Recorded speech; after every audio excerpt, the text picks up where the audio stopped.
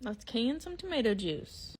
Let's get our lineup ready. So we got our blender, cutting board, pot with lids, another big pot, our cans, and our funnel, and our magnet for the lids. So just like the salsa video, you're going to take your tomato and cut the center out and cut out any other bad spots that you see on your tomatoes. And after that, I'm just going to cut them into fourths to just make it easier on the blender.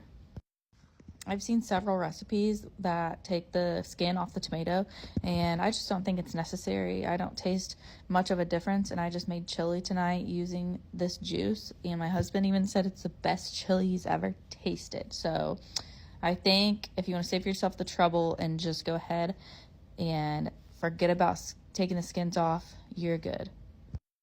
On my blender, there's a soup puree setting, and that's what we're going to use for this juice.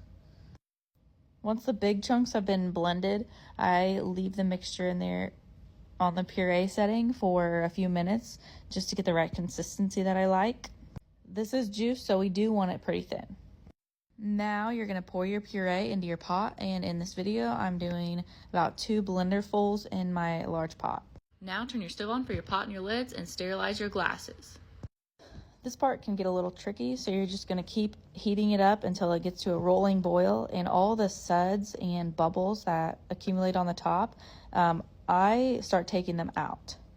They tend to be all the solids and some of the skins that are left behind, and as you do it, you'll notice it starts to get even thinner and thinner as you take those bubbles away, and eventually it looks like this, and it's ready to go in your jars at this point. Now I'm going to get my jars back out of the dishwasher and make sure they're hot still. Going to use my canning funnel to put my juice in my jars. In this video, I did add a teaspoon of kosher salt, or you can use canning salt, and a teaspoon of lemon juice to each jar. Technically, you don't have to add either the salt or the lemon juice, but it helps keep bad bacteria from forming in your jars. Once you're finished adding all your ingredients, make sure you take a paper towel with some white vinegar on it and wipe your rim so you get a nice seal. What's awesome about this recipe is that you don't need a water bath can and get all of your materials out for that and just all that hassle. So since your jars are hot and you're putting your boiling hot juice in your jars should have no problem sealing. After you've put your lids on, which remember, your lids should be in hot water, so that's why you need this magnet to help get your lids out of the water.